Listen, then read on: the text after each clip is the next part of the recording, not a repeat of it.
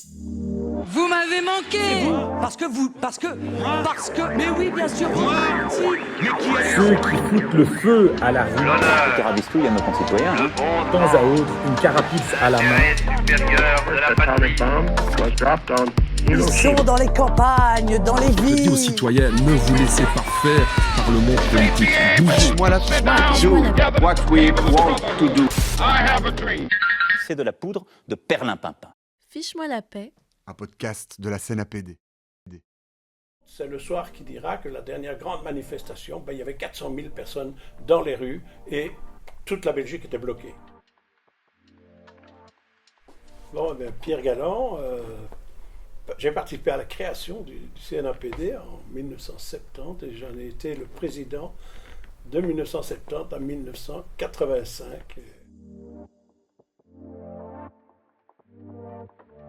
Pourquoi est-ce que je me retrouve président du CNAPD? Tout simplement parce que j'étais le secrétaire général d'Oxfam, Belgique de l'époque, et qu'au fond, pour l'ensemble de ces forces, disons politiques, entre guillemets, c'était plus commode d'avoir quelqu'un qui ait, au fond, une image un peu plus soft. J'étais ni communiste, ni socialiste, ni chrétien, ni ceci, j'étais Oxfam.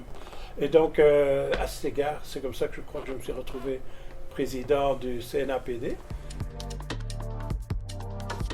Que la première grande manifestation, en fait, elle a lieu en 1973. C'est une manifestation pour dénoncer Brazil Export, qui est une foire commerciale pour essayer de vendre le capitalisme tel qu'il se développe dans les pays d'Amérique latine. Mais c'est aussi le moment où, on est en septembre, c'est la mort de Salvador Allende qui se donne la mort après le coup d'État orchestré par les États-Unis avec l'armée chilienne, celle de ce fameux général Pinochet. Eh bien, c'est pour vous dire, là, on refait la conquête de la rue avec à peu près 10-12 000 personnes qui vont manifester et ce sera une première parce qu'il y avait eu, une certaine lassitude des grandes manifs.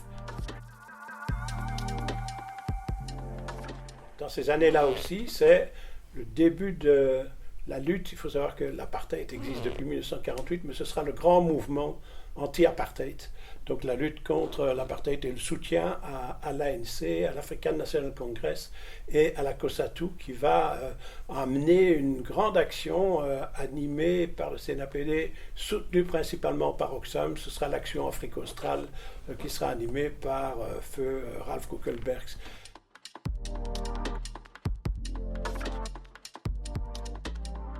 Et très vite, on se retrouve donc dans la lutte pour l'objection de conscience qui va permettre, grâce à une personnalité éminente qui est Jean Van Lierde, qui va permettre d'obtenir le statut d'objecteur de conscience, qui permet à des jeunes de remplacer leur service militaire pénalisé par 2 ans de service civil, soit dans une association reconnue par l'État belge, soit dans un pays du tiers-monde en termes de coopération et développement. Ça va amener beaucoup de jeunes à s'engager dans nos associations, notamment au CNAPD. Les premiers objecteurs de conscience seront attribués à Oxfam, qui va en céder au CNAPD. Et je n'ai pas le nom sous la langue comme ça, mais je me rappelle que le premier objecteur de conscience qui va travailler pour le CNAPD se trouvait à la rue Van Helleweyck, à la maison de la paix de la rue Van Helleweyck. Eh bien, alors on arrive dans les années 78, comme je disais, on est aussi à un moment où le CNAPD est reconnu comme organisation de jeunesse. Donc ça nous donne quelques moyens et en effet, on peut engager deux militants, l'un socialiste qui est Yvan Mayer, qui viendra bourgmestre de Bruxelles, et l'autre, c'est Denis Grimbergs, qui, ensemble, vont être les éléments moteurs des préparations des grandes manifestations et qui vont permettre aux associations de se structurer. 1979, on est 100 000 dans les rues. Et à ce moment-là aussi, on se rend compte que l'enjeu, c'est un enjeu majeur pour toute la conception même de la sécurité européenne, parce qu'on est dans un grand débat. Il ne faut pas oublier qu'à ces époques-là, l'ONU avait encore un rôle déterminant dans la gestion des crises, dans la gestion de notre planète, dans la reconnaissance des droits fondamentaux des peuples du Sud, de ces peuples qui s'émancipaient de la tutelle coloniale. Eh bien, on est dans ce courant-là et on va mener 2 fronts, à la fois la lutte pour la sécurité et coopération européenne. On va faire des voyages d'ailleurs à travers toute l'Europe, non seulement du côté occidental, mais également dans l'Europe de l'Est, y compris jusqu'à Moscou. Eh bien, on a fait un travail énorme de contact et nous avions, heureusement, grâce aux organisations de jeunesse qui étaient plus structurées qu'elles ne sont aujourd'hui, grâce à un CNAPD qui avait les moyens de son action, on a pu préparer ainsi non seulement notre insertion dans une coalition européenne pour dénoncer les implantations de missiles dans les 5 grands pays où ils avaient décidé de les implanter, c'est-à-dire outre la Belgique, la Hollande, l'Allemagne, l'Angleterre et l'Italie. Eh bien, on va faire une coalition européenne de confrontation avec les États européens sur cette question du déploiement des missiles. Et on va réorganiser une deuxième manifestation 81, puis 83, puis 85. On va mobiliser de plus en plus de monde. C'est le soir qui dira que la dernière grande manifestation, il y avait 400 000 personnes dans les rues et toute la Belgique était bloquée. Bloquée, je dis, les trains ne partaient plus d'Anvers, ne partaient plus de Liège parce qu'il n'y avait plus moyen d'amener les gens vers Bruxelles. Et les gens qui étaient là pour manifester, ils restaient sur place parce qu'il n'y avait plus moyen de se déplacer, tellement il y avait de monde dans les rues de Bruxelles. Ça va vraiment impressionner les pouvoirs publics, mais ça ne va pas les détourner de leur engagement vis-à-vis des États-Unis. On est à peu près comme à l'époque de M. Trump, quoi.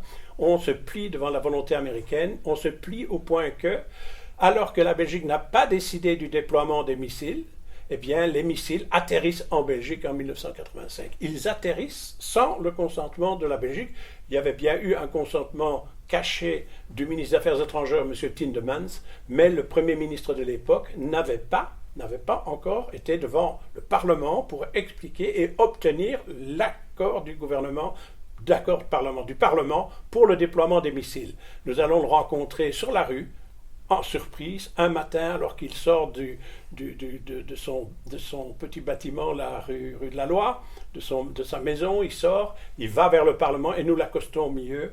Et nous allons lui dire ce que nous en pensons, disant que c'est scandaleux d'avoir accepté ce déploiement alors que, eh bien, et il nous dit, écoutez, les négociations continuent. En effet, l'ONU à Genève faisait des négociations. Nous allons aller à Genève, nous allons rencontrer les Américains, les Russes à Genève. Nous allons aller à New York plaidoyer la cause avec l'ensemble des pays européens. Nous serons 1 million de citoyens à New York devant l'Assemblée générale des Nations unies pour réclamer qu'on retire ces missiles de l'Europe. Et en 1988, on a gagné. Les Américains et les Russes se mettent d'accord pour le retrait des missiles Cruise, Pershing et du côté russe des fameux SS-20, 21 et 22. Donc ce sera une très grande victoire finale, même si entre-temps on a dû continuer un débat qui n'était plus dans la rue, mais qui était vis-à-vis des institutions gouvernementales, internationales, l'ONU, etc. Donc ça, c'est vraiment la grande force de l'époque du CNAPD qui, avec son collègue flamand, il faut le reconnaître parce que les Flamands étaient très très mobilisés, c'était le VACA, et nous étions au sein d'une coordination européenne, le CND, Campaign for Nuclear Disarmament, et vraiment partout en Europe, vous avez dans les rues des centaines de milliers de gens, partout dans les 5 pays d'implantation, même en France, qui suit un petit peu à la traîne, mais qui va nous accompagner quand même. Eh bien, je pense que ça a été un moment sommet de ce qu'était capable de faire le CNAPD. Si j'ai arrêté, c'est parce que le mouvement de la paix lui-même était dans une tension énorme entre le combat pour ce qui étaient ses objectifs fondateurs, c'est-à-dire à la fois le désarmement, à la fois le respect des objectifs définis par les organisations de jeunesse au sein de la politique belge, et à la fois ce qui était la solidarité internationale.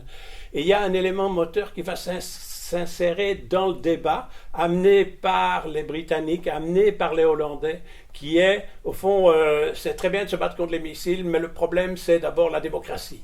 Et donc on va glisser à ce moment-là vers un débat qui va diviser complètement, le grand mouvement de la paix va être divisé par cette ambition de dire est-ce qu'il est plus important de se battre pour la sécurité et le désarmement ou d'abord pour les fondements d'une démocratie partout en Europe, y compris vis-à-vis des pays de l'Est. Et c'est ce qui va amener le CNAPD à changer même de nom, puisque le D de désarmement va devenir, vous le savez, Comité national d'action pour la paix et la démocratie. Et pour moi, c'était un choc. Et donc, à ce moment-là, j'ai passé le relais. Et je suis parti parce qu'on m'appelait comme président des organisations de développement pour l'Europe. Il y avait 900 ONG qui étaient liguées pour travailler avec l'Europe sur les questions de développement. C'est vers là que j'ai été. Et j'ai continué à faire un travail qui était à la fois désarmement et développement.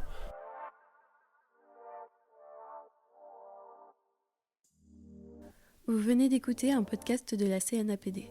Si vous avez des questions, des commentaires ou des avis, vous pouvez nous contacter sur nos réseaux sociaux ou utiliser le hashtag #FicheMoiLaPaix. Non, c'est fini. Terminé.